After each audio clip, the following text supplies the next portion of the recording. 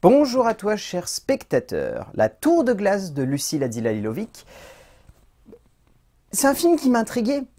Parce que même si j'ai des griefs avec le cinéma de Adila Lilovic, j'aime quand même beaucoup son esthétique et son approche du visuel. Et j'ai tendance à me dire qu'à un moment, il va y avoir un équilibre qui va se faire entre le narratif et le visuel. On peut toujours l'avoir, sachant qu'en plus, elle est repartie de la Berlinale avec un prix de l'Ours d'Argent pour sa contribution visuelle et artistique. Donc, j'avais espoir de me dire, tiens, celui-là, il va se passer quelque chose. Le résumé pour faire simple, Jeanne vit dans une famille qu'elle n'aime pas, dans l'ombre d'une mère qu'elle n'a jamais réellement connue. Un jour, elle décide de partir de chez elle et commence à squatter le plateau de cinéma d'un tournage assez étonnant. Alors, autant commencer par le positif. C'est un objet visuel purement et simplement saisissant de maîtrise que nous offre la cinéaste. Mais ça, on y est habitué. C'est-à-dire que si vous connaissez un petit peu le cinéma de Lucie Ladila-Lilovic, et que vous avez vu Erwick, que vous avez vu Évolution, enfin, on commence à comprendre la logique visuelle et esthétique qui accompagne son travail. Ça veut dire que vraiment ces films sont des éléments plastiques tout simplement saisissants de maîtrise et de créativité. Mais il y a encore le problème de la narration. Alors, je vois à peu près l'idée. Je sens un poids, une ambiance, une construction qui arrive plutôt à me prendre à la gorge et qui, je trouve, est assez prenant dans sa globalité. Mais quand je ressors de la tour de glace, je me demande réellement quel était le propos global du film. Je me dis, ok, je vois l'idée, pourquoi pas, c'est intéressant de traiter du rapport plus ou moins pervers qu'il va y avoir entre une jeune femme en quête d'un modèle maternel et une grande actrice de cinéma qui s'impose comme une tortionnaire, mais en même temps comme quelqu'un de très aimant. Ouais, pourquoi pas. Ça dure 2 heures. Et c'est trop long pour ce que c'est. Et du coup, on reste un peu stoïque devant un objet de cinéma où on est quand même ébloui par un travail plastique qui est saisissant, mais quand on arrive à la fin, on se dit juste, bah ouais, c'était beau. Mais ça m'a pas raconté grand-chose, quoi. Clairement, il y a des auteurs qui veulent créer une œuvre qui sonne comme atypique, comme folle, comme ambitieuse aussi sur de nombreux points, que ce soit visuellement, narrativement, dans ce qu'elle véhicule, dans ce qu'elle construit, que ce soit sur le spectateur ou dans l'imagerie collective, de manière plus globale.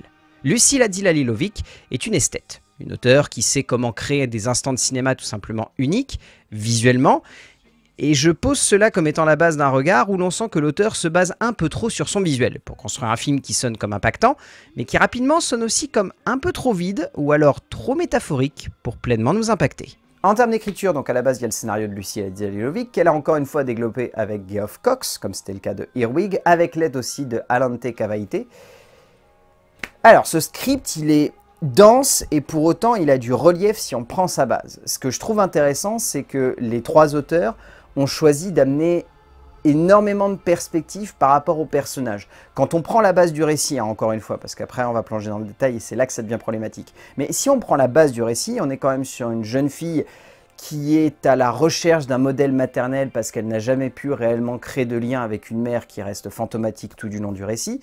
L'objectif étant de s'émanciper d'un carcan dans lequel elle n'arrive pas à s'épanouir et de trouver une forme de repère et de confort au travers d'un plateau de cinéma. Alors à partir de là, ce qui est intéressant, c'est qu'on peut forcément faire un parallèle entre Lucie Ladila-Lilovic et notre héroïne centrale. Parce que clairement, il y a plein de liens à faire, dans le sens où beaucoup d'auteurs trouvent refuge au travers du cinéma pour traiter de choses qui les travaillent là, mais également là. Donc à partir de là, je trouve que l'idée de base est intéressante de la Tour de glace, parce qu'on sent que c'est une cinéaste qui a voulu amener beaucoup de sa personnalité dans un récit, et qu'elle a voulu amener quelque chose de fort, en plus au travers de l'héroïne centrale. Le souci, c'est que derrière, elle veut greffer en plus un travail autour d'un rôle modèle, avec cette grande actrice de cinéma qui devient un modèle, mais qui devient un petit peu plus pour notre héroïne, qui devient littéralement un refuge maternel. Après avoir eu un refuge physique au travers du plateau de cinéma, il y a un refuge maternel au travers d'une actrice de cinéma. Et c'est là du coup que le script devient un peu nébuleux et commence à partir dans des directions où, en tant que spectateur, on peut rester un peu froid devant tout ça. C'est-à-dire que la fascination pour l'actrice devient l'unique objet de véhicule et d'avancée narrative du scénario. Donc du coup, il faut que ça évolue.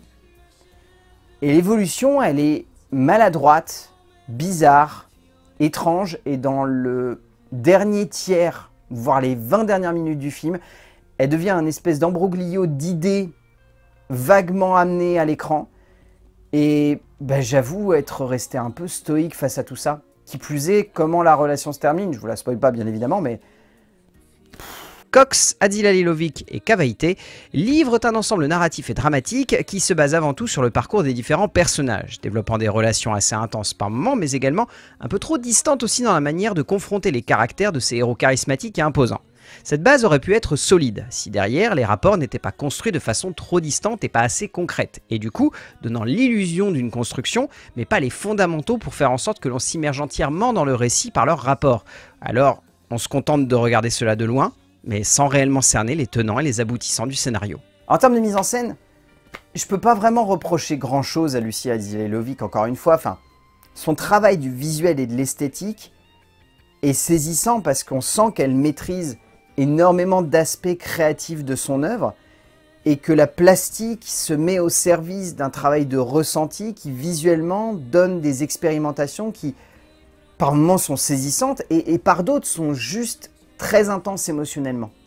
Donc le film est un objet fascinant, envoûtant, captivant, hypnotisant par instant. C'est une œuvre qui a une beauté esthétique. Et il y a pas mal de liens à faire avec Earwig, dans le sens où Earwig, c'était un film qui tirait plus vers le orange, les tons chauds, mais en même temps un peu poisseux. Et ici, on est plus vers des tons qui vont tirer vers la froideur, vers le côté un peu angoissant, un bleu, blanc, gris qui est très saturé, qui est très intense, qui parfois est presque aveuglant. Et je trouve que du coup, ce travail visuel et esthétique, encore une fois, il amène énormément d'émotion à l'image telle qu'elle, à l'esthétique pure et dure du long métrage. Qu'en fait, ce qui devient un handicap dans l'écriture parvient au travers du visuel et de l'esthétique de la cinéaste à gagner en puissance ou en tout cas à avoir un nouveau relief qui fait qu'en tant que spectateur, on se dit « Ah tiens, il n'a pas réussi à me prendre avec son histoire, mais je sens que ce film me parle par le biais de son esthétique, par le biais de ce qu'il me montre visuellement et de ce qu'il veut me faire comprendre en fait, par toutes ces images, par ce travail. » Ce jeu de kaléidoscope au début qui vient une espèce de relief de la mise en perspective et le croisement de ce qu'on voit, de ce qu'on croit et de ce qu'on imagine. Enfin, c'est fort. L'esthétique de la cinéaste est tout simplement splendide, et il est indéniable qu'il faut saluer à quel point la metteur en scène sait comment faire en sorte que le spectateur soit impressionné, voire même ébloui par ce que la metteur en scène veut construire et développer pour nous plonger dans un imaginaire unique et atypique. Mais il reste cette sensation que tout cela est beau, mais un peu trop vide, et pas si intense finalement que ce que l'on aurait pu attendre, démontrant que Adil Halilovic base tellement ses récits sur cette idée du visuel prédominant le narratif, que même si on est impressionné par tout cela, et que l'on voit les métaphores, tout cela peut sonner comme un peu trop frêle pour tenir la route. En termes de casting, celui-ci fonctionne extrêmement bien, et il n'y a pas beaucoup d'acteurs finalement qui portent le long métrage. Auguste Dil est vraiment excellent, tout comme Marine Gesber, on peut citer Lila Rose Guilherby, on peut citer également, et trouvez-le, mais Gaspard Noé. Je vous laisserai le trouver, mais oui, il est présent au sein de ce long métrage. On peut citer Dounia Shivov aussi. On peut citer bien sûr Marion Cotillard, qui est très impressionnante du début à la fin du film. On sent qu'elle a réussi à trouver, avec Lucie Adil Halilovic, un personnage impactant, fort, caricatural, mais pour autant qui fait écho à plein de grandes figures du cinéma. Donc c'est très juste comme interprétation, mais j'avoue qu'elle se fait voler quand même la vedette par une jeune actrice qui est saisissante. Du début à la fin du métrage. Clara Pacini est une véritable bombe en puissance, la jeune femme apportant énormément au long métrage en livrant une prestation tout simplement hypnotisante qui donne un peu de relief à l'ensemble du film. Au bout du compte, la tour de glace, c'est froid, ça aurait pu être passionnant, ça aurait pu être visuellement saisissant, ça l'est, mais ça suffit pas à porter un film.